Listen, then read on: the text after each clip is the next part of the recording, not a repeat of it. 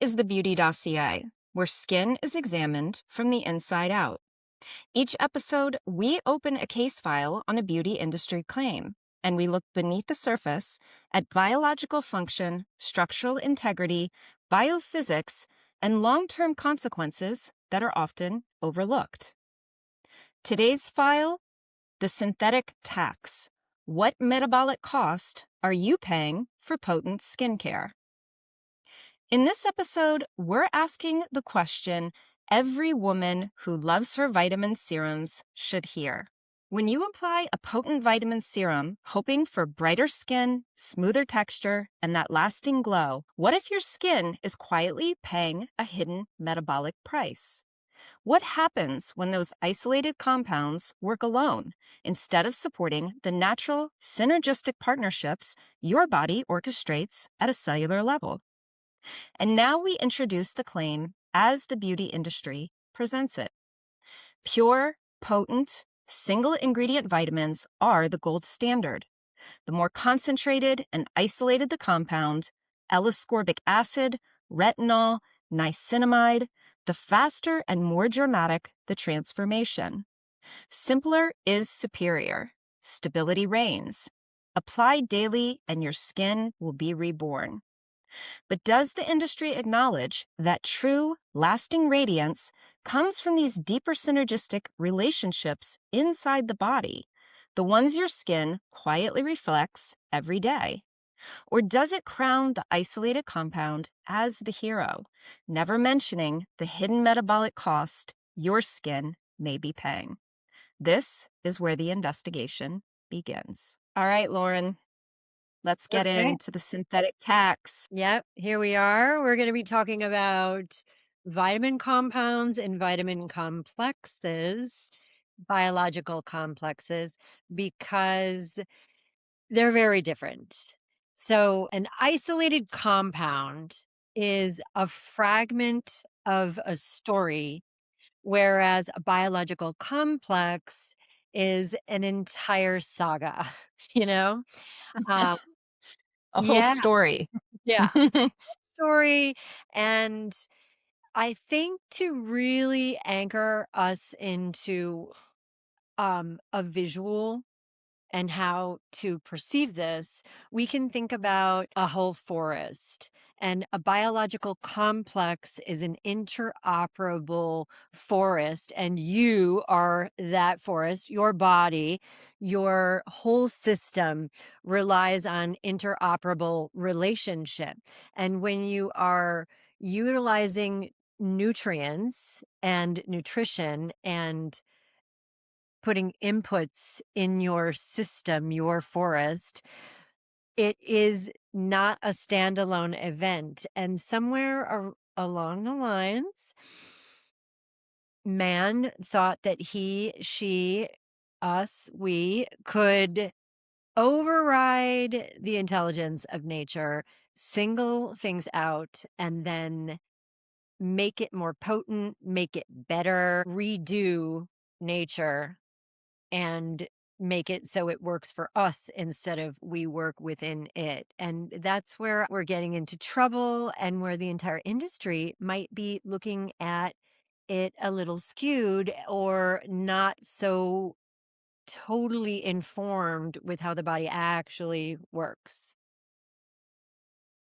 I love that you give the analogy of a forest because that's a perfect example. Teaching in a way that allows people to visualize can be very, very helpful. So to just boil it down even further, you're saying a complex is the full forest, the trees, the leaves, the mushrooms, the microbes of the soil, all the bugs, the sunlight, all of those different things. And an isolate it or a compound is singling all of those things out, correct? Yes. Yes, yes. Okay. It's what you just mentioned, all of those aspects to the forest.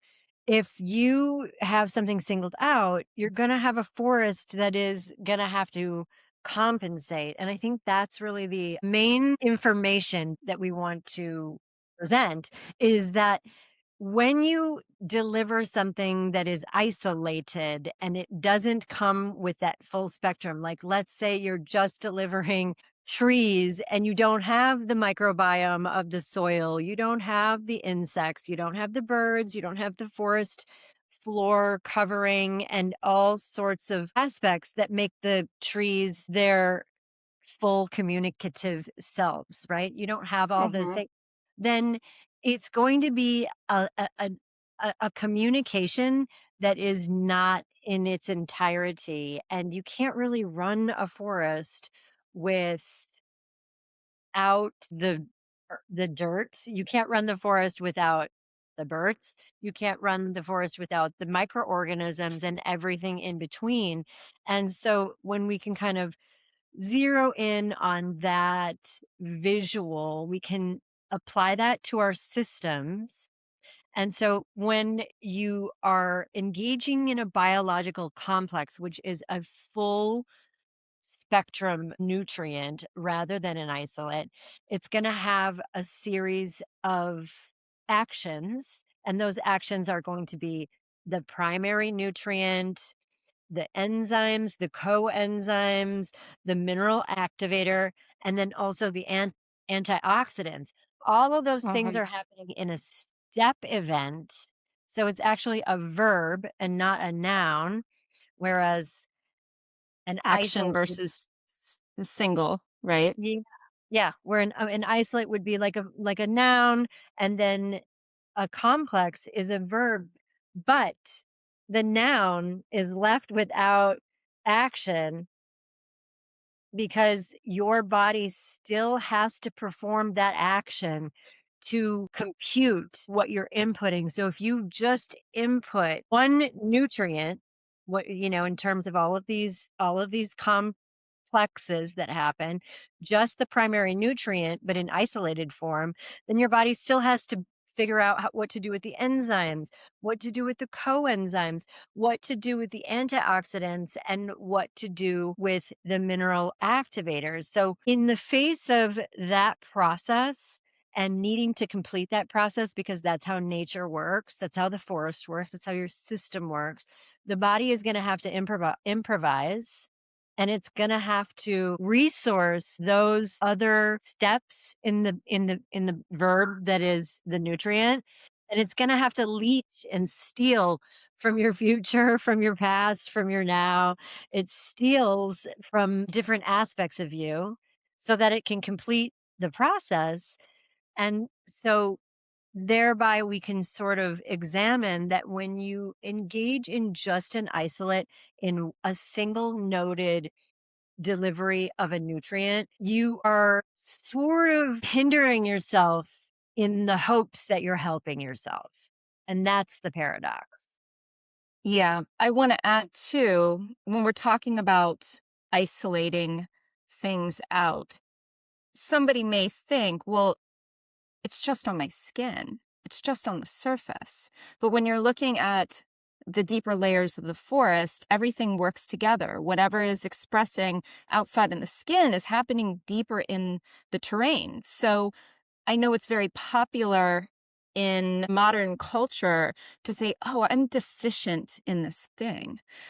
But that really limits us to a very small scope of understanding that a lot of times the body is missing said thing because we're also living out of our environment. We're no longer in the forest, right? We've taken our tent, we're camping outside in the streets.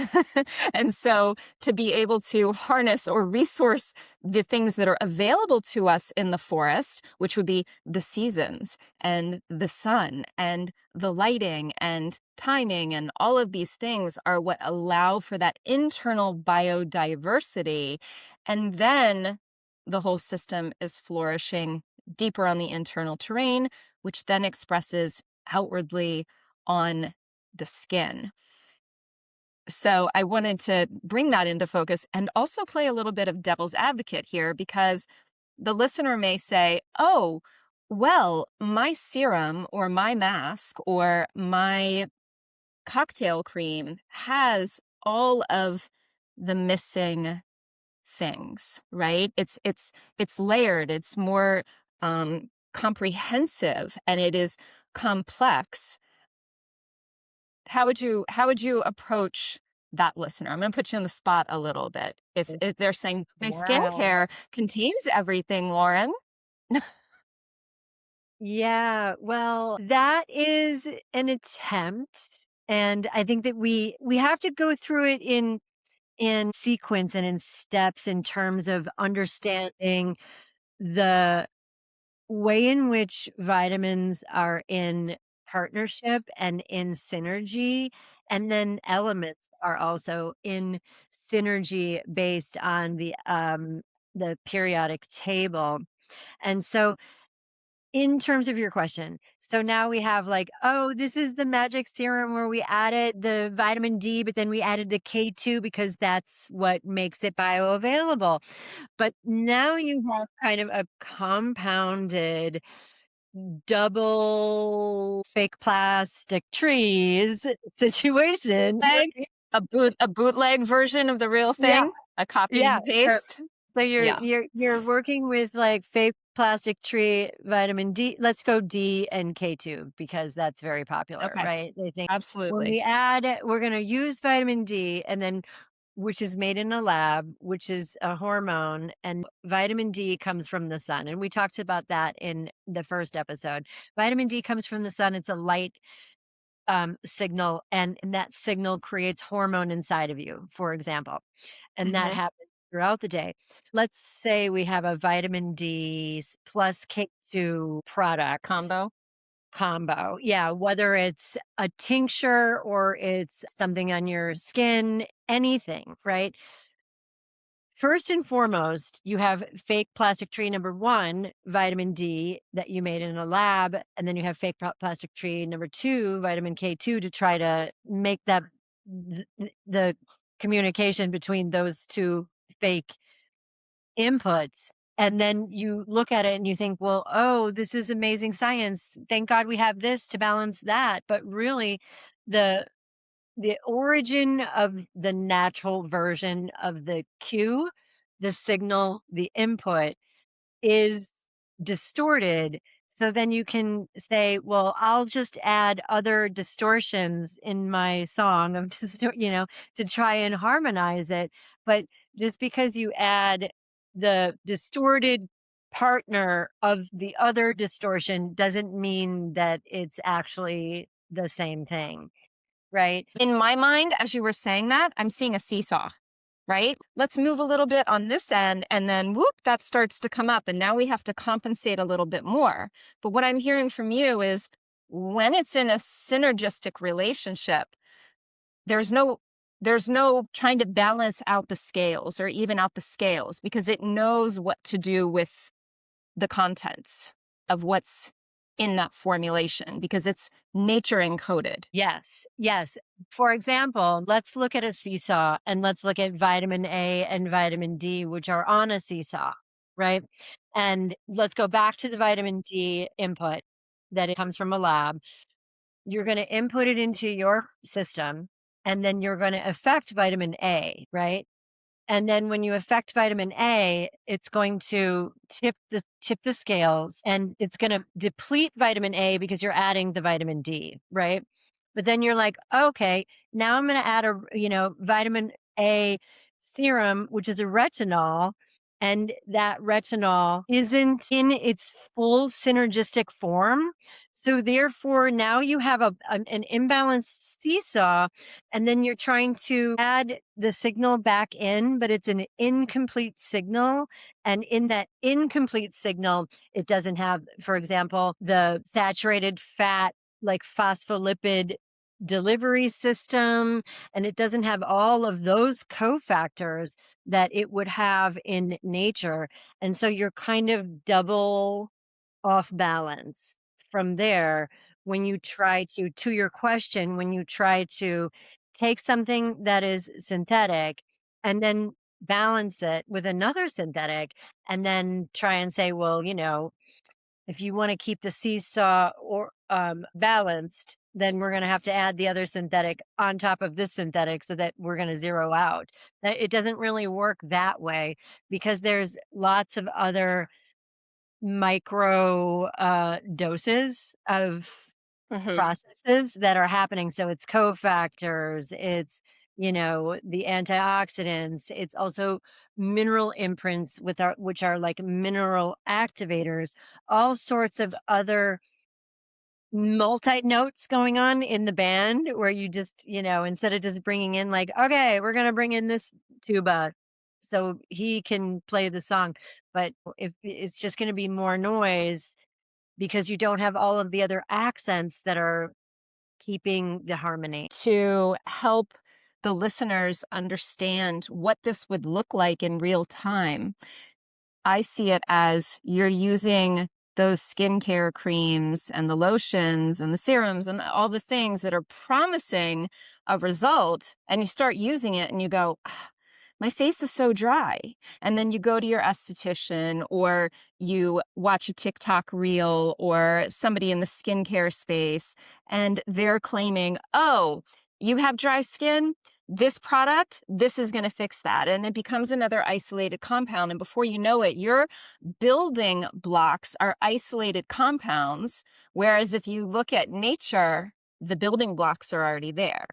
As Lauren is saying, they're in a synergistic harmony where they can be utilized properly because they're coded and the body actually knows what to do with it. So I think that's a really great explanation. Everything that we've covered so far to help the listener understand the difference between complex and compounds. It's not as easy as just a plug and play. Yes, absolutely. And the isolation removes the cofactors. And without these cofactors, the body and the skin cannot verify the nutrient leading to metabolic confusion. And when you lead to metabolic confusion, then you'll get into not making energy properly. And when you don't make energy properly, you make exhaust. And when you make exhaust, you make oxidative stress. When you make oxidative stress, you're actually creating what you're trying to solve with your product, right? Right. So when you're talking about that oxidative stress, that shows up on the skin as aging, right? It's happening internally. If anybody hasn't listened to the first episode, Lauren actually gave a beautiful analogy on that. And you were talking about you're going to Sephora in hopes that you can fix the melasma with a cream. Meanwhile, you're rusting on the inside out because you have a lot of that exhaust or byproduct waste or inflammation, things that are beginning to break down the surface level, but it's actually happening internally. You'll hear us say this a lot through this podcast episode. The external is a small peek at what's inside the house, right? It's the window of, oh, let's look a little bit deeper. Let's look in all the rooms and see what's actually going on. And so you can treat topically on the face and it's still happening deeper below the surface. So we're always going to intertwine the two. We're always going to be talking internal with external consequence and external, again, it goes bidirectionally, right? There's no separation in it. Yep. Yep. Beautifully Yeah. said. Beautifully said. Yeah. And I mean, how did we get here, Heidi? Like, how did we arrive at the trend of isolation? So I did a deep digging on this one because I was super curious about what brought us here. How did we go from more nature, biodiverse, bioenergetic ways of supporting our skin into the more isolate and compounded effect? Because if you go back in time, Cleopatra is the first person that I think of with regards to whole beauty, right? She's bathing in milk and they're using honey and all of these wonderful oils and things on the skin. And so we are looking to duplicate that through the use of technology and science. Don't get me wrong. I'm not poo pooing technology and science. I think it has its place and time. And I will also say that the beauty industry is a $1 billion industry. So how did we get there? We're going to start with the Rockefeller era, which is the late 1800s to early 1900s. J.D. Rockefeller was an oil tycoon. He was known for taking petroleum, refining it, and using it, selling it, which was great, but the byproduct waste from that was petrochemicals. And so he used that as a potential opportunity to increase his empire and his wealth. And the petrochemicals were soon used and studied and taken, and things were created from that. This is actually the birthing of reductionist medicine. Synthetic compounds, dyes, preservatives, solvents, all derived from that era of Rockefeller. So a lot of people don't know that, but it's important because it sets the tone. Yes, those petrochemicals were turned into isolated compounds in the use of pharmacology, but from that, cosmeceuticals were born. So that eventually moved it into the skincare space, which we'll break down a little bit more. Um, Cosmeceuticals are a combination of cosmetics and pharmaceuticals that brought about dermatology and a more medical oriented way of topically treating the skin. So medicine really began to come away from that whole plant synergistic approach, and they moved into single active ingredients. That is what started to happen with the Rockefeller era, pardon me. And then it's a tongue tie, right? Mouthful. That that brought way to the rise of industrial chemistry, which was the early mid 1900s. This is when scientists really began to research the isolated compounds. They were looking at the isolated molecules, they were replicating them synthetically, and then they were beginning to look at stabilizing them for mass production because they were used in pharmacology, pharmaceutical medicine as we know it today. Largely, though, what was still in play from a skincare perspective were still the botanicals, the oil-based applications to the face, and the traditional cold creams. That was still simultaneously happening while science was beginning to advance their studies of petrochemicals and how things could be derived from that. Yeah, it's a case where when we really look at it clearly, it is um we're being sold a process for the sole goal of making money and owning a piece of nature versus utilizing nature as we have evolutionarily come to interface with nature as natural beings.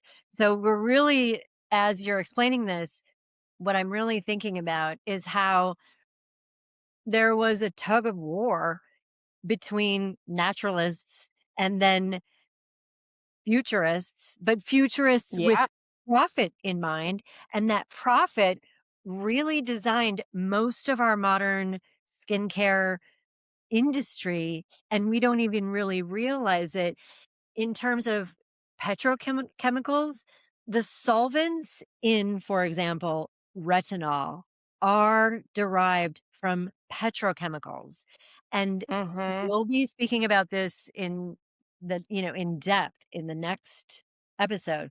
But those petrochemicals pass EcoCert and they pass all sorts of, oh, this is clean beauty because they are coconut derived or natural derived. But derived is the couched term, and derived is still anchored in this change of focus that you are outlining, Heidi. This, how do we take byproducts and sell them to the people and tell them that it's better than nature, is basically it. Well, yeah, as you were saying that and talking about the financial gains of things, it's really hard to mass produce nature.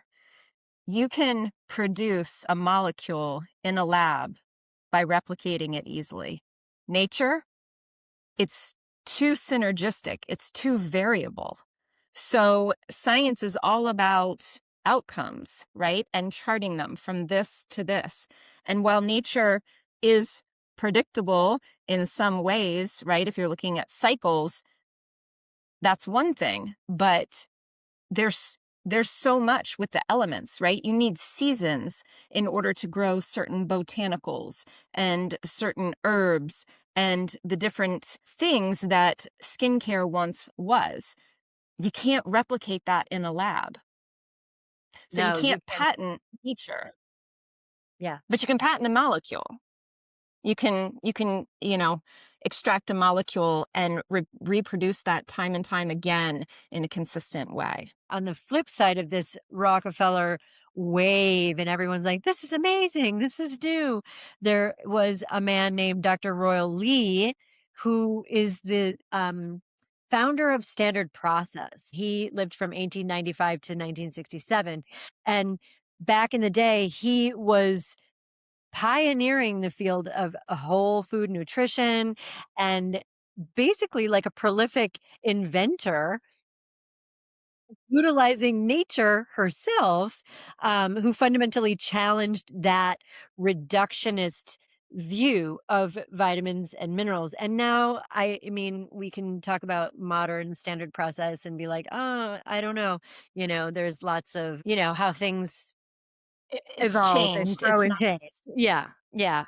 right. Yeah. But Can I just add real quick for the listener, because they may not know what standard process is? Lauren and I are both trained in mineral metabolism. And so standard process is a well-known supplement line. It has kind of evolved from what it once was, which was the period of time that Lauren was talking about. One of the things that standard process on the map was using whole complete forms into compressed tablets, capsules, and was a lot of it freeze dried, Lauren? I don't know the yeah. full process, but it wasn't extracted and isolated out. That's the point that we're trying to make. So if anybody does not know in the beauty world what standard process is, it is typically used in the holistic wellness space. Yeah. And like Heidi just said, we are both practitioners of inner wellness, and also we work with outer wellness at the same time. So both inner and outer, where our outer perspective is formed by our inner research. And so, yeah, as we study mineral balance, metabolic balance, and circadian timing are all relating to inner wellness and the outer reflection that's going to inform how we are looking at nature versus um augmentation, right? Augmentation Right, in the name of science or progress, right? um right. so so it's a systems approach versus almost like, I mean, dare I say, a little bit arrogant, that you're like, you know what, I am going to work with my skin and I'm going to use retinol, for example, and I'm going to beat my own barrier, beat my own Mm, nature. And I'm going to create what I want to create my nature to be and fix it. And I don't care if I have to thin my barrier while doing it. I don't care about the consequences because I care about the result. So it's a little bit like, yeah, wanting Yeah. to transmute nature for your own, let me see that, mother nature. Let me do it. I think I could do it better than you, Right. situation. Right. As you were saying beat, I immediately thought about getting your face beat, right? Which is a an old popular term of women who are having their face totally done or slayed with makeup.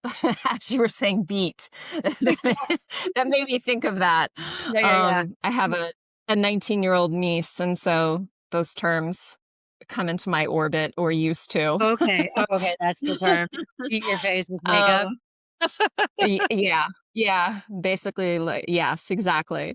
God, I Amazing. hope that's not reflecting our age, right? I almost feel like I sounded like my mom there, like, "A VCR? What's that?" It's like, "No, mom, we're way past that." Okay, so just talking about petroleum-based products, one of the first ones that is probably well known, speaking of reflecting our age, Vaseline. That is a petroleum-based product. That was kind of a catch-all remedy. And I mean, I think everybody, even if you're in your younger years, you have to know what Vaseline is because, I mean, isn't that pretty much what like chapstick is anyway? Think And so. I chapsticks. mean, I don't ever remember using Vaseline or like having it be part of my experience in life. I never really, I mean, it definitely is something that was on, in the lexicon, but it's funny in terms of tallow, for example, which is full spectrum retinol Mhm. and in terms of tallow, I just read an article in New York Times, and they were talking about how suspicious this tallow is and how how expensive it is compared to Vaseline. It's about 4 times as expensive as Vaseline, and I was reading that thinking, "What are they talking about? Who uses Vaseline?" Like, who's doing the math on that? Like, as they're like, "I wouldn't get that. That's 4 times as expensive as my Vaseline." I don't even understand. Do people do that? Well, what I was gonna say is I remember back in the day, my mom used to put Vaseline on her heels with socks at night in order to soften the calluses. That's, like, a great way to, like, not regenerate, right? Right. Right. Just, like, Yeah. stuff it up with petroleum products. It's just like, And ooh, clog that skin up. it's ins it's Yeah. it's giving me, it's giving me no vibes. No. You're in your no vibe era. Yeah, I'm like, "What?" Oh, yeah. Mhm. Yeah, All right. yeah. Well, So the let's petrochemical Vaseline is the star of the show here. Now they've created a saturated fat that has no matrix, basically. That's a great way of putting it. Yeah. Okay. Okay. Let's transition because I'm just thinking about like that whole timeline of where we're at and where we're going. So Vaseline came on the scene, and then the birth of modern cosmetics, which was science-backed skincare, that happened around the 1900s, 1950s. The women that really began to push the modern cosmetic scene into play was Elizabeth Arden with her 8 Hour Cream. That came around 1930. She's also known for really driving the spa and the salon era. And while in its modern form, right? Because bathhouses were a thing way back in the day, but she took that beauty standard of systems and regimens and she incorporated it into spas. So I don't are Elizabeth Arden spas still around? I'm not sure. The last time that I went to one, I kid you not, was in 2000. So Okay. It was a long time ago. We're talking 26 years. I don't know if they're still around. I'm sure somebody bought them up, right? And that's changed. But nonetheless, she was a key player in really ushering in modern cosmetics, as well as Helena Rubinstein. She was the first waterproof mascara maker in 1939. Her line was eventually picked up by L'Oreal.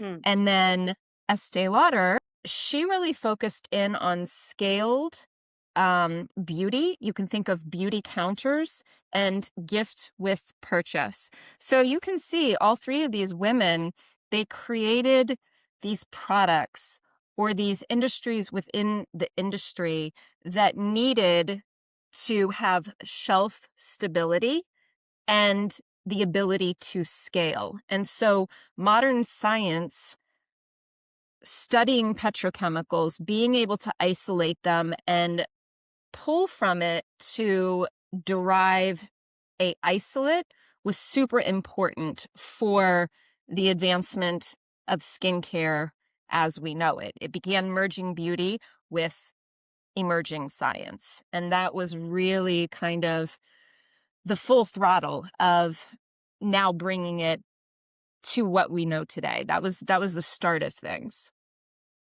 Yeah. So, what I want to interject here is just a little bit of a bird's eye view so that we can take a look at the past and see how this was interjected and how we are living out the echo of this interjection, and we just think it's normal, right? And so we're in this isolated world, and most of skincare is isolated. But now let's look at what they're doing now with biohacking. It's the 2.0 of it, but we're in the, oh my gosh, this is so innovative. Wow.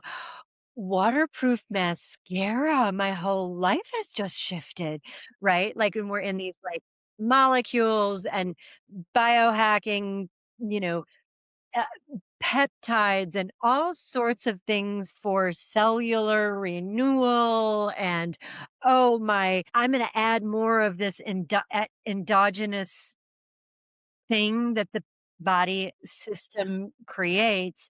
And this is going to turn back time, and this is going to make me more resilient.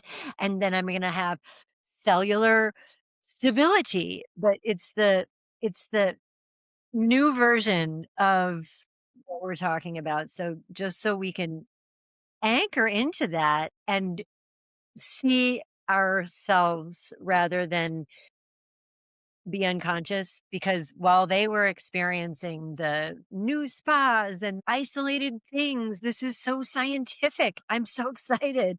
And now here we are having an episode where we're talking about, hey, should we re-examine this maybe and see what the metabolic cost is of this? So just Yeah. a little interjection in this now moment so we can look to the past and be like, wow, and then to the emerging future and be like, "Oh, wow, it's sort of repeating itself, just another version of it." Yeah, Lauren, it's like, where does it go from here? Right? Because you can see how it starts to move. And women now, they're Botoxing their face and they're using fillers and they're doing all of these things. And it's like, w- what's going to, and if you're not watching the video, I'm doing air quotes, what's going to correct that correction? How much further do we have to go? Right? Because so we missed a little bit of a jump. I just kind of want to like sandwich this in here on the timeline so it begins to make a little bit more sense about why we're taking leaps here and why I'm saying, well, where does it go from here? Because from the beauty counters, those pioneer women, to where we're at today, the pharmaceutical influence on skincare happened around the 1950s, 1980s, and that's when Retin-A was born. Anybody who had really bad acne was using Retin-A in the 70s, now knowing with consequence, right? There's consequences to using that. And then came the active ingredient era around the 1980s and 2000s, the vitamin C, ascorbic acid, retinol. Lauren talked a little bit about retinol. She explained about true vitamin A is in a complete form. That's something from tallow, whereas retinol, a synthetic vitamin A, is derived from a lab. And then AHAs, alpha hydroxy acids, those were also big during the active ingredient era. So it's like, what's next? Where do we go from here? And is it time to stop and say, what is the synthetic tax? What's happening that women are, one, either afraid to age, or two, they're accelerating their aging and they need more help. They need um, more extreme interventions in order to stop that oxidative stress that's happening on the skin, or, as we said, even deeper, far below the surface. Yeah, yeah.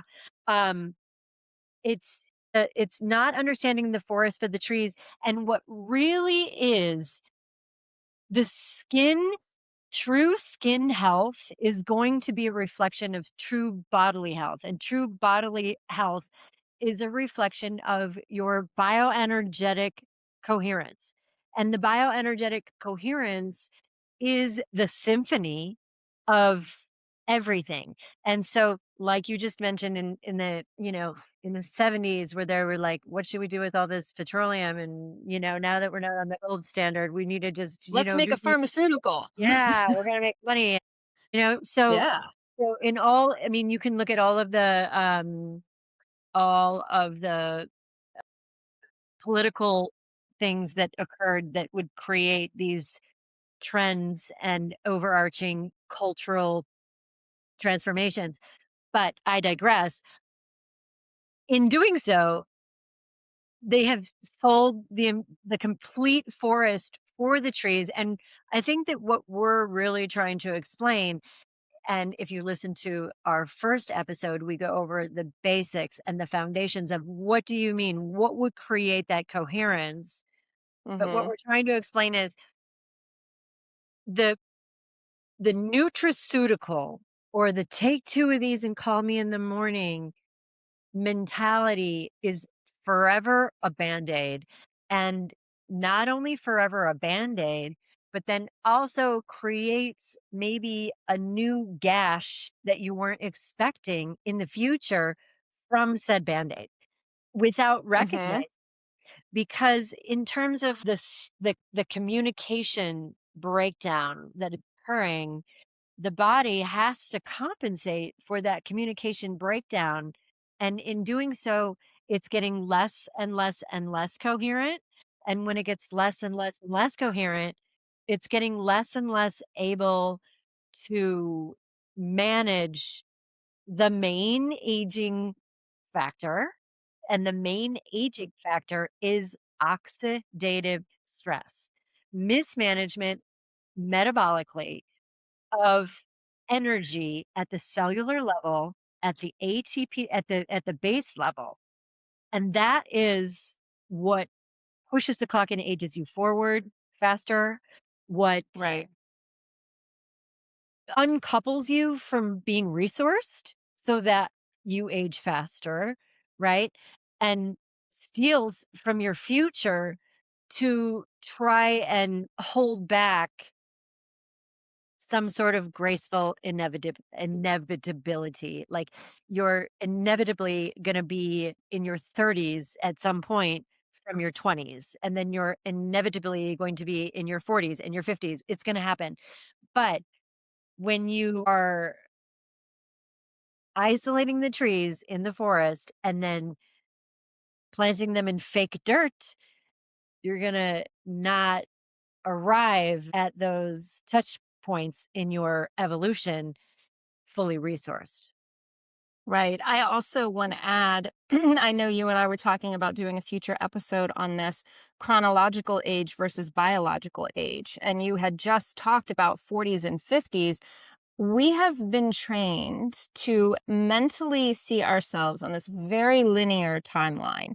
Oh, I go from, my teens to my 20s to my 30s, and oh God, when I'm getting into my late 30s, now I'm reaching 40, and that's when everything falls apart, right? My hormones are a mess, my whatever, all the talk. I mean, all you have to do is go on social media and you see that everyone is needing hormone replacement therapy and all of these things to negate a process that many women have termed as, oh, this is just part of the natural order of aging. But our body actually works on a different operating system, and the body is regenerative, right? Our skin cells change over. Our liver actually changes, and its own timeline of regeneration. I bring up the liver because if you listen to our first episode, you heard me talk about the liver being burdened. Where does it go? It expresses through the skin. So when you start understanding, to Lauren's point, when you start understanding what's going on in a mismanaged internal terrain, you begin to understand that, oh, well, this is just expressing outwardly. So let me turn back the clocks internally. And I don't even know if I'd say, let me turn back the clocks internally. Let me support the system in its whole entirety from the inside out. And in doing that, you change the game. You can't And change the game of aging. and the main rule of the game that nobody, especially all those guys on the timeline with, that started and then just exploded to where we are now, and they're still trying to go into new Mm-hmm.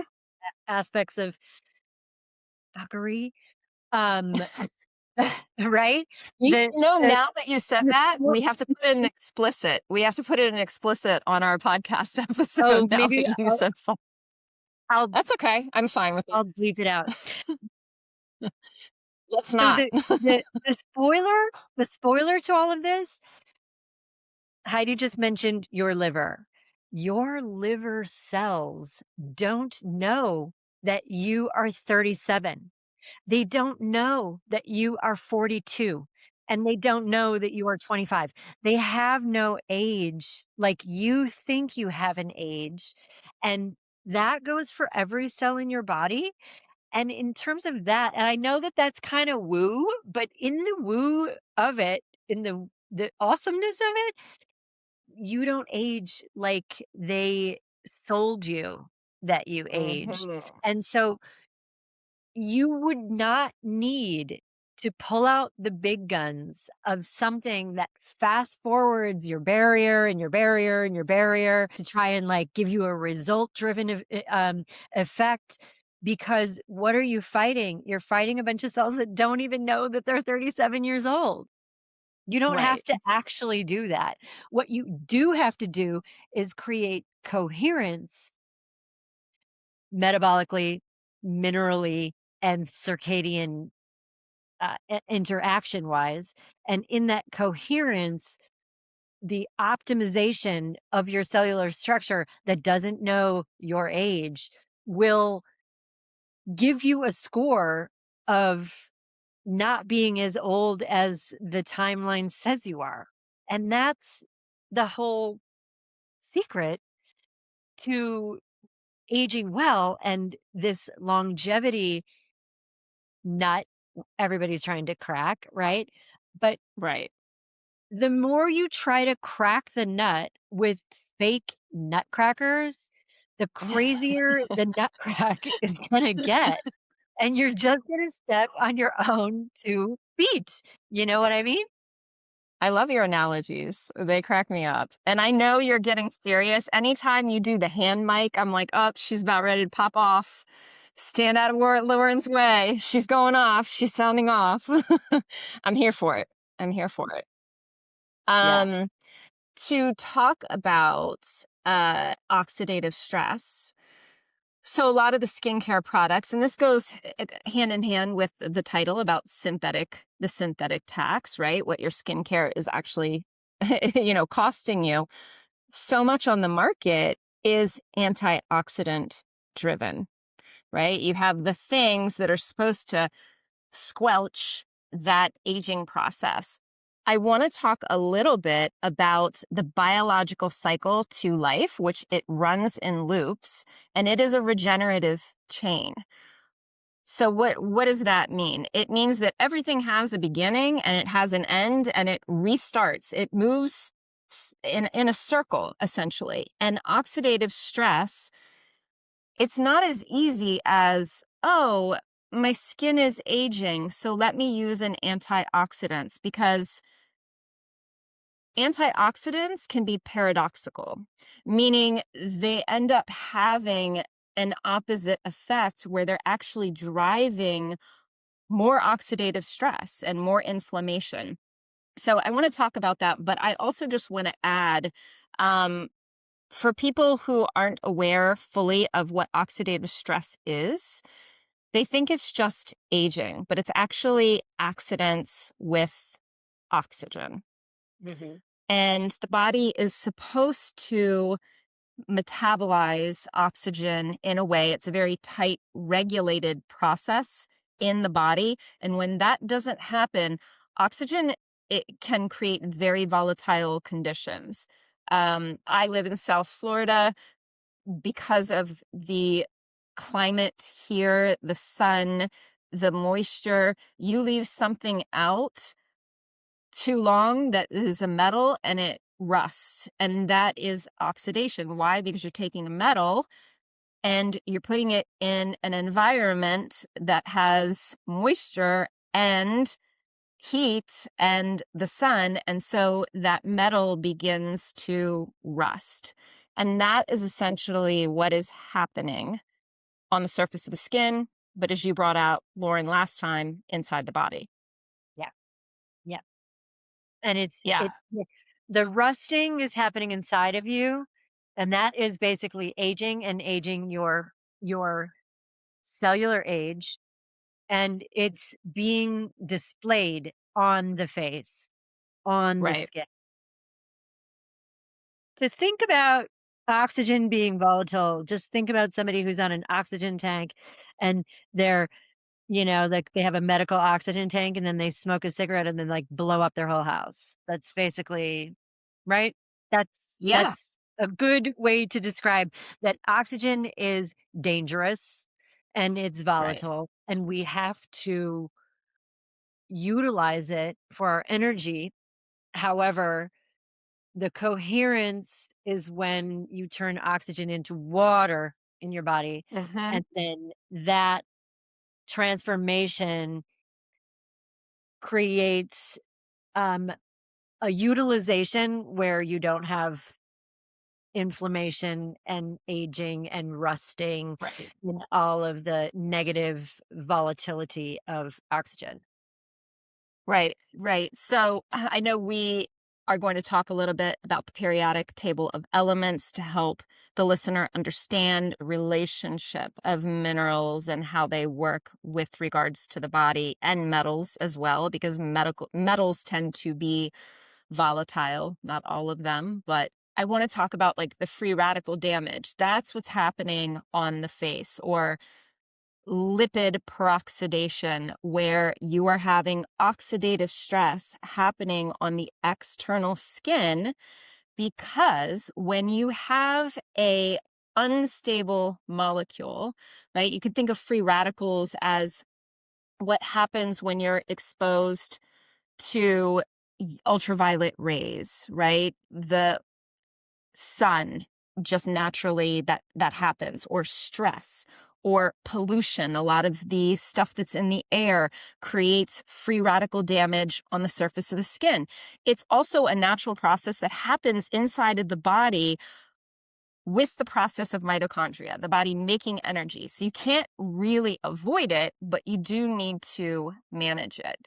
And within that process, this is so important to understand, because these women who are applying these these antioxidants to squelch or counteract that process that's happening, they don't realize that it is a complete cycle. So this is going back to my initial statement a few minutes ago about how things happen in a regenerative circle. So you have a oxidative state going on the surface of the skin, right? We're talking about skin in this case, so I'm just going to use that as our example.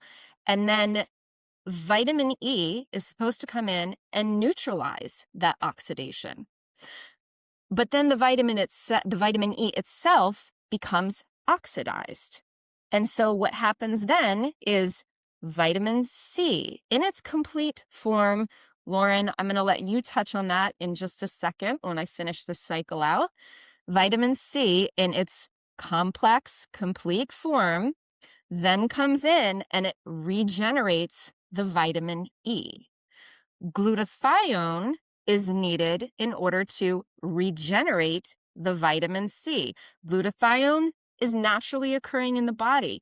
Anybody in the health world or who is a health enthusiast, a lot of people take that glutathione. It's actually made from 3 specific amino acids. It should be naturally occurring in the body. Many people are absent of that beautiful synergy of those 3 amino acids, and so they can't make the adequate glutathione. So you're going through this cycle, right? Vitamin E used to neutralize, vitamin C comes in to regenerate the vitamin E, glutathione comes in to regenerate the vitamin C, and higher up on that hierarchical chain, we have the enzymes like catalase, superoxide dismutase. That keeps that whole upstream oxidation in check. And the body goes through this cycle. That can't happen if you're applying an excess of ascorbic acid, vitamin C, retinol that is lab derived. You're missing that whole complete complex process. So it is not as simple as just, oh my gosh, I have this beautiful vitamin C serum that I'm putting on my skin. And oh, look, my skin's no longer oxidating. Am I going to take away the short-term effects that you may see in a bottle? No. Why? Because it does often have a short-term effect. But what is the metabolic consequence? What is that long-term synthetic tax or that exchange that's happening by the use of that isolated compound? And that's what Lauren and I are really wanting to lay out for you in this episode so you understand the complexity of what is actually going on. It is not a plug and play. It's not as easy as, oh, well, we'll just move things to this corner of the room and look, my house is clean. Yeah. Yeah. So in terms of those cycles, you are always in a cycle, like Heidi just mentioned. And let's talk about the retinoid cycle versus the retinol burn. Retinoid cycle is going to be very supported from full spectrum food sourced retinol that is in a complete saturated fat. I'm the formulator that formulates with tallow, that formulates with emu oil, that formulates with those full spectrum fats. And the reason why is because I understand the mineral balance. So this retinoid cycle, a full spectrum retinol works with that cycle, and the skin takes retinol ester, it stores it and it converts it in a tiny amount. And when it needs to build collagen, it will slow drip sustainably to your system, right? So you actually, it's like if you go shopping and then you put something in your cupboards and you're like, oh, cool, we have a bunch of that. And then if you need to take some out, you're like, great, we have that. It's not like everything's exploding all at once, because an isolated retinol will, in fact, have that explosive power surge to deliver like a power surge in a delicate cycle, like a circuit. It blows the signal. And that's what you call in the industry cellular turnover. Ooh, I'm creating all this cellular turnover. I love it. But you actually just like bombarded, you created an explosive surge of energy that has no tag to the past or the future. Whereas when you are deliberately delivering full spectrum nutrients, your body is resourced and it's like, you know what? We're going to build some collagen and then we're going to chill and we're going to do this. We're going to get back. Oh, you know what? We should build some more collagen. Oh, look, we're totally resourced in our cupboards. Amazing. Let's continue to build collagen. So it's not, I mean, can you see the difference between like being resourced, being solid, or being maybe a little bit of a junkie? Where you need a fix. You need to short circuit again and have your cellular turnover, right? Yeah, because you don't want that is a very well-timed process, cellular turnover. Absolutely. You don't wanna speed it up, and you don't wanna slow it down too much because then you're reorganizing things, right? You're going against the body's biology, and you're basically altering it, not without consequence. That's really, um, something that needs to be driven home because we just see a result and we go, "This is amazing. I love this," because it's giving us that short-term gratification that is, uh really calming whatever fear we have. And let's be honest, the beauty industry does play off of our fears, right? And aging is a big fear for a lot of women. They don't want to not look like the younger, more youthful, radiant, wonderful, beaming individual that they were at one point in time, because then that means that they're not going to be desirable or enough or what have you. So, but then, you have to ask, well, how much of that is actually pushing us further into that state that we don't want when we don't honor the natural time cycles of our terrain.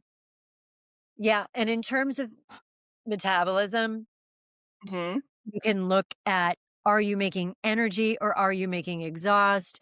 Are you, resourced or are you inflamed? Are Lauren, you talk about exhaust real quick, because somebody might not understand exactly what that means from a metabolic perspective. We're going to use that word a lot. I just want the listener really to be clear on what you're saying when you say exhaust. What do you mean? When I say exhaust, I am explaining with that descriptive term basically the rust that Heidi explained earlier. So when you have an oxidation and the oxidation is ill-timed or you have too much heat or too much moisture, your body is heat and moisture, right? So, in terms of managing your metabolism, which is managing your oxygen, your in breath and your out breath, basically, your entire life is managing oxygen. And a resourced metabolism will create energy over inflammation, meaning in an equation, you have energy that's stronger than inflammation. And in terms of exhaust, you get or create exhaust when you flip that equation and you have less energy, less coherence, less full spectrum. Your forest that is you is managed with all of its interoperability. Therefore, you can manage your in breath and your out breath that manages your energy, that manages your expression of life with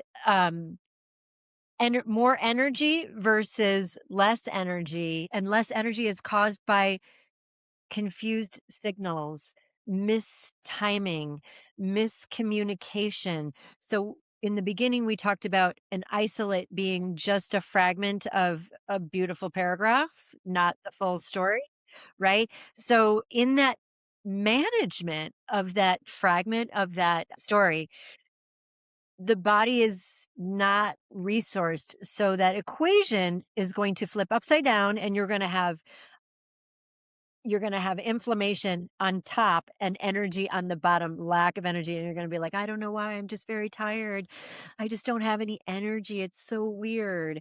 You are actually making Inverting? exhaust. What? Okay. It like inverted relationship? Yes. It's just an Yeah. it's a non-resource. You're living from a expressing non-resourced biology. So in Hmm. terms of exhaust, it's the same thing as inflammation. It's the same thing as you can say lack of coherence, right? Lack of harmony in the system. So you have to really look at yourself as a system that is expressing oxygen, but turning oxygen into water. And that's more scientific, but that's actually what's happening. And in that transformation, you're making energy. And when you dissect things and think that you can override, the title of this episode is What's the Metabolic Cost? Right? Right. Metabolic cost is you live in that equation where you've got energy on the bottom that's, being hovered over exhaust, inflammation, oxidation, lack of timing that produces the rust. And the rust is the aging. So as we serve it to you this way, now we can like go to a skincare emporium and we can walk the aisles and we can look at it and we can say, holy shit. Shit. Holy, We're definitely you know putting the what? E on our podcast. That is causing exhaust, oxidative stress, inflammation, lack of communication, and Right. a fragmented signal. It is a fragmented signal. So the beauty industry now is starting to be like, oh my gosh, cellular turnover. Yay. I want that. It's going to come from this bottle of science. It's another iteration, which is what I was trying to say earlier. When we pull out and we look above and we can see these trends that started many years ago or many decades ago. And then we kind of look at like, ooh, what's exciting? Oh, I know, cellular turnover from this product. Your products should be helping you manage your energy from the inside out. They are not your fix. Even though I formulate products, I know that you can't put the cart before the horse. You have to put the horse first, and then you can make really beautiful carts. You can trick them out, but you have to have a horse before your cart. You can't just have the cart first. I can see how things have shaped the beauty industry of find the right ingredient versus support the system. And we're really in the space of find the right ingredient there. I mean, as you were saying, walk down the beauty aisle. It's never ending. There's a reason why Sephora doesn't go out of business. There's a beauty product for every, I don't want to say ailment because though sometimes skin issues do feel like ailments, you're always going to find something. There's always something available to you. But is it addressing the deeper root? Even going to a dermatologist, there's a lot of these diagnostic codes. Oh, you have eczema. Oh, it's just a label. And when you ask, well, why? They usually say, well, we don't really know why. It's some type of a contact dermatitis. It's like, what does that even mean? Well, anything ending in itis is inflammation, There you guys, go. just so you There, know. there you go. Titus, inflammation, Huh? exhaust.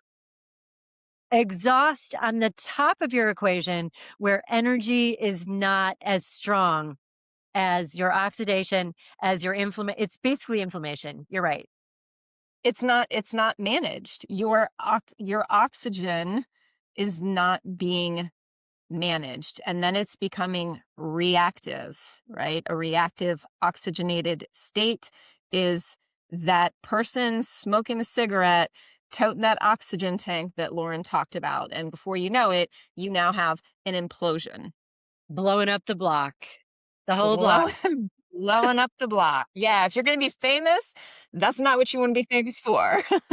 No, no, Mm, no. mm. So, you know, I hope that we have sort of drilled home the foundational touch points that make this conversation worth listening to or occurring or discussing, because skin care is bodily care. Bodily care is in total synergy. Otherwise, it's just going to be a band aid that's going to turn into a gash in the future. Right. Are you looking at true longevity? That's one way to look at it. You're radiant or should be radiant from the inside out. When you have that glow, I don't want to have a superficial glow, right? Where I feel like I'm not feeling my best inside. That's not really, it's hard to fake that. And a lot of women are exhausted. They are exhausted. They're like, I'm so tired. I just need that cream, that under eye cream. It's going to take away those bags or whatever it is. Oh, I'm sagging. I need the Botox injections to keep everything back to where it was. But it is a mismanagement of your biology and your terrain. I did make a mention of discussing vitamin C a little bit deeper, but I think maybe do we want to save that for another episode, Lauren? Do we want to go into ascorbic acid and complex C, or should we touch on it at all here? Because I don't want to overwhelm the Yeah, listener. it's gonna be a more of a scientific expression. Okay, I think that we we'll can, table that. yeah, I think that we can talk about the nutrient, the vitamin spectrum, nutrients in the body are in relationship. And I Hmm. think we did touch on the periodic table, which is also a synergy. And key to really understanding that, I have some notes here. So the mineral spark plugs are involved in your utilization of a vitamin, right? So you're going to have these mineral spark plugs as part of the verb, the expression. And this is where the ionic mimicry of taking on something that you didn't expect you were going to take on. And I'll just put this very, very demonstratable because I can like explain it to you scientifically, but I'm going to demonstrate it very, very simply here. I have a friend and a colleague, and he was telling me that he was taking a specific magnesium, and a magnesium is on this on a seesaw in relationship with calcium, and he was taking this magnesium. It was a synthetic form of magnesium, and it was in, what is that brand? Life Force. Heidi, you would know. Anyway, it's not Oh, consequential. life It is extensions? Life Extension. So it was the same magnesium, even though he was like, I thought it was good. And he said that he was experiencing calcium deposits in his arms as like a lipoma.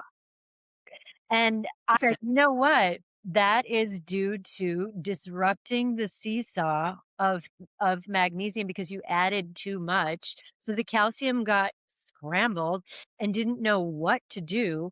And With itself. that is kind of where the periodic table is an interdependence of um minerals in columns, right? Like elements in columns. They're not just minerals, they're elements in Yeah, columns. anybody who's taken a chemistry class should know the periodic table. It's just that box that has different lettering to represent things like copper, iron, magnesium, manganese, cobalt, all of that stuff. You Yeah. can easily look it up if you don't know what Lithium. we're referencing. Yeah. Yeah. And so we have these seesaws, right? And so when we disrupt them with synthetics, then your body's going to compensate. And going to be like, magnesium, so many, what are we going to do with all this? I don't know. Maybe just deploy the calcium and we'll just try to balance it out on the inside. And he's like, wow, I have these weird bumps. What's happening? So that's going to happen from like the relationship on the seesaw. But then once you look at the elemental table, they're organized in columns, and these columns are due to um, electronic signatures like electrons and their scientific properties. And so when you are utilizing the wrong or synthetic thing, your body, which is made up of elements, is going to substitute. Heidi, what would be where you would have heavy metal accumulation because of aluminum, for example? It's because you disrupted another element on the table and the body saw that electric, it's like an ionic electric signal, Relationship. like, "Ooh, cool. Let's see, I guess we'll do that," and then all of a sudden you have, like, a heavy metals problem because you have too much Right. aluminum because your body was disrupted by the synthetic signature of the Right. input. Yeah. So I think a good way of boiling that down is saying that everything on the periodic table is in relationship dynamically to the things that surround it. They all have a certain amount of electrons that keep them in their order, as well as hydrogen, right? Because I remember hearing that the periodic table really should be cylindrical Yes. instead of flat, because there's different weights based on the level of hydrogen and electrons that keep everything very intricately balanced. And when you are using it, taking an isolated form of something, and it does not have the structural integrity of said mineral, said metal, and maybe it's missing that dynamic relationship. The way things work on the table is the body will automatically substitute. It will pull from one thing in order to make it a cohesive fit, because the body works in locks and keys. And so if you're putting something in imbalanced and you don't have the corresponding things around it in the right relationship, you're then stealing, you're beg, borrowing, and stealing from that other said electron in order to make it complete. But the problem is the table falls out of range. Or if you're looking at it from a cylindrical perspective, you're then taking something that would be in a hierarchy space. And is that a word? Hierarchical? Maybe? Yes. I don't know. We're going to pretend that it is for today. And you're going to move it to where it's not supposed to be. And then before you know it, you're looking at a rearrangement of something that should be a very delicate balance. And the body has all of the minerals, and metals should be in relationship to the minerals. And you can see a lot of people are getting out of coherence because everyone's doing a heavy metal detox, not really here to negotiate whether or not that's right or wrong. I think it's less about that, but more so driving home the point of, why does everyone have a heavy metal problem? Right? Is it too much of some being added in skincare? Right? There are certain things that are being put in skincare that are not in balance. And so this drives home Lauren's point, right? It needs to all be synergistically cohesive. It is not a plug and play. Yeah, and one thing is gonna cause another thing. So, there for every action, there's gonna be a reaction, and it's funny, when I was, like, a teenager, I loved to cook, for example, but I would make crazy things, and I'll just give you a very, um I'm gonna viscerally explain this to you. So, I used to like to cook when I didn't know what the heck I was doing, right? And uh I was like, "Oh, I'm gonna take this Pyrex glass and I'm gonna put it in the oven, and then I'm going to put the chicken in there, and then, oh, I'm gonna add the liquid, but I'm adding cold liquid, and then the Pyrex explodes. You know what I'm saying? So that's We had a what's lot of explosions in this yeah. episode. That's what's happening. Like for every action, there's a reaction. So, I was like, whoops, I didn't know that if you put cold water in a 500-degree glass Pyrex. container, it's going Yeah. to explode. Right. Mayhem. That is what's kind of happening metaphorically when you are dumping in some sort of like magnesium combination. That doesn't ever happen in nature. You don't have all those things in nature. And then you think you're having this full pill and you're like, "Oh, it's bioavailable. That's so cool." But what's really going to happen is you're going to put cooler liquid in a hot Pyrex glass, and you're gonna wonder why you had a reaction on the other end and be like, "Oh, whoops, I guess I had to learn about science before I cooked that chicken. Whoops," you Yeah. know? And that's kind of Yeah. the crux of it, right? And Yeah. that kind of Absolutely. takes it into like a visceral place of like, "What do you mean? I don't really understand the periodic table. Who cares?" But, there will be It action matters. after Yeah. there will be reactions. Yeah. I was that kid in chemistry class. I'm like, "Do I really have to take this?" But now fast forward, I'm like, "Well, that was really important for what I Yeah, do on a yeah, daily basis." yeah. Okay. We covered so much terrain, so much territory. It's all been really good. I think this episode is a sounding board for the ones to come. Um, I would love to close out this session with where we stand on things with regards to synthetics. You and I, we often have similar opinions, but sometimes we differ. And I think adding this into the episode is going to be really helpful to the listener because we're just here to present the evidence as we see it. And I think also give our own personal stance on synthetics. So, where are you on this, Lauren? Well, considering that I formulate with full spectrum nutrition and I like to blend all the kingdoms of the earth, the mineral, the animal, and the botanical, I'm kind of a stickler for the natural. And I am almost like, I think I'm kind of, I don't know how you describe it. I'm not r I'm a s I'm a s I'm almost like lo-fi in my skincare routine, which you would find to be curious with somebody who creates skincare and loves it Right. and to create it, but I'm really lo-fi in my approach because I like to take in account the entire forest, myself interacting with said forest as forest, and Mhm. every interrelationship.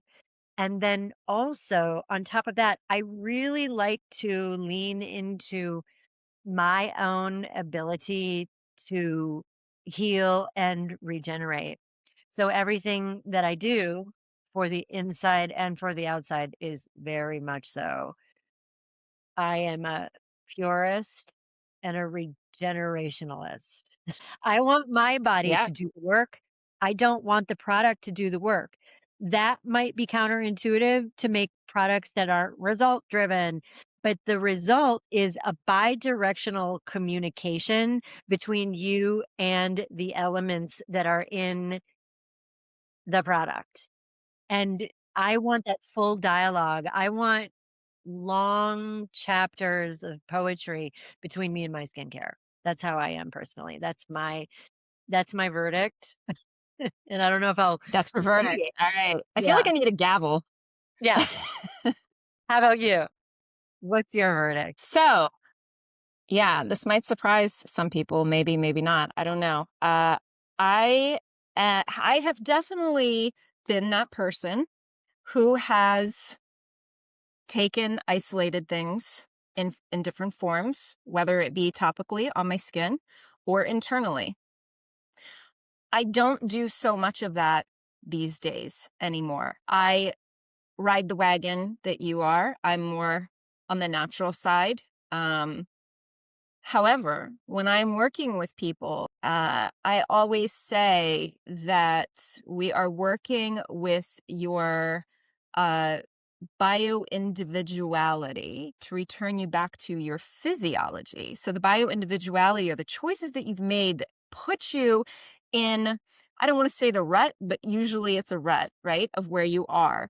And the fact is that you may have different things that you have to work through in order to get you back to your physiology, which is how the body actually runs.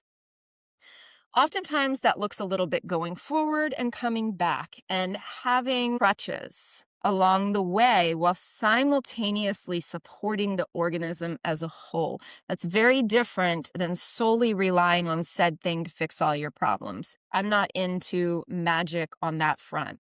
I'm into, okay, yeah, you might need to use this in the short term in order to restore balance, because taking everything away from you might be too much of a cliff fall. I get that. I've fallen into that camp. So I sit a little bit in the middle. I think in some cases it has its time and place, as long as you're supporting the entirety of your being and having a plan to transition out of that thing. But if you're using it as a crutch, no ma'am, I'm not into that. So for myself, I am primarily clean the whole way around. Yeah, I agree Yeah. with you. So I that's my verdict. I agree with you. You don't have to be such a purist when you have to cross a specific bridge, you know? There might be a time or a place to Yeah. have a cast, right? You're not like, "Oh, no, thanks. I Yeah. won't take the cast. I'm natural." You know, there might be a time or a place. I mean, I'm using that metaphorically.